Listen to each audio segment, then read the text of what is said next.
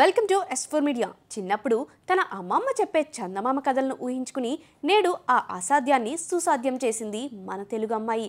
ఏకంగా అంతరిక్షంలోకి అడుగు పెడుతున్న అమ్మాయిది మన పాలకొల్లు కావడం గర్వించదగ్గ విషయం.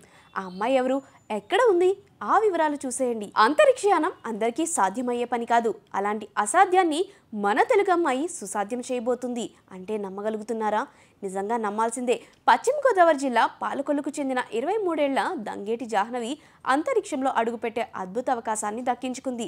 ఈ ఘనత సాధించిన తొలి భారతీయ మహిళగా నిలిచింది. అమెరికాకు చెందిన ప్రైవేటు అంతరిక్ష పరిశోధనా సంస్థ టైటాన్ స్పేస్ ఇండస్ట్రీస్ చేపట్టిన టైటాన్ స్పేస్ మిషన్ కోసం వ్యోమగామి అభ్యర్థి మన తెలుగమ్మాయి. అది కూడా పశ్చిమ గోదావరి జిల్లాకు చెందిన జాహ్నవి ఎంపికైంది. ఇప్పటి వరకు భారత్లో జన్మించి ఇక్కడే నివసిస్తున్న మహిళ నేరుగా అంతరిక్షయానానికి ఎంపిక కాలేదు.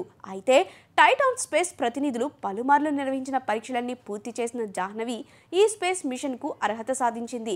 టైటాన్ స్పేస్ రోదసిలో భారీ అంతరిక్ష కేంద్రాన్ని నిర్మించనుంది. భవిష్యత్తులో అంతరిక్ష ప్రయోగ వాణిజ్య పర్యాటక కేంద్రంగా దీన్ని తీర్చిదిద్దనుంది. ఈ మిషన్లో భాగంగా తొలుత కొద్ది మంది అంతరిక్ష పరిశోధక వ్యోమకాములు పర్యాటకులను అంతరిక్షంలోకి తీసుకెళ్లనుంది. 2029 మార్చిలో నిర్వహించబోయే మొదటి అంతరిక్ష యాత్ర బృందంలో భారత్ నుంచి జాహ్నవి పాల్గొనుంది. ఈ యాత్రలో భాగంగా ఆమె 5 గంటల పాటు అంతరిక్షంలో గడపనుంది. దీనికి ఎంపికైన అభ్యర్థులకు వచ్చే ఏడాది అమెరికాతో పాటు పలు దేశాల్లో 3 ఏళ్ల పాటు శిక్షణ ఇస్తారు. ఈ మిషన్కు సంబంధించిన పూర్తి వివరాలు త్వరలో అధికారికంగా వెల్లడించనున్నారు. జాహ్నవికి ఇదే మొదటి విజయం కాదు. 2021లో నాసా నిర్వహించిన ఇంటర్నేషనల్ ఎయిర్ అండ్ స్పేస్ ప్రోగ్రాంకు భారత్ తరపున ఎంపికై రికార్డు సృష్టించింది.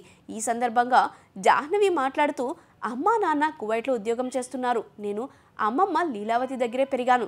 నా చిన్ననాటి కల ఇది. అమ్మమ్మ చందమామ కథలు చెబుతుంటే అంతరిక్షాన్ని ఊహించేదాన్ని. ఇప్పుడు ఆ కళ నిజమవుతుంది అని చెప్పిన జాహ్నవి లక్షల మందికి ఆదర్శంగా నిలుస్తుంది. 10వ తరగతి వరకు మాంటిసోరీస్ ఇంగ్లీష్ మీడియం స్కూల్లో చదివారు. తర్వాత ఆదిత్య జూనియర్ కాలేజ్లో 2018 నుంచి 2020 వరకు ఎంపీసీ పూర్తి చేశారు. పంజాబ్లో LPU యూనివర్సిటీలో 2020 నుంచి 2024 వరకు BTech electronics and communications engineering పూర్తి చేశారు. ప్రస్తుతం ఈమె ఎస్రోమాచి దాకా ప్రెసిడెంట్గా ఉన్నారు. నాన్న పేరు శ్రీనివాస్, అమ్మ పేరు పద్మశ్రీ. వీళ్ళిద్దరూ కువైట్లో ప్రొఫెషనల్స్.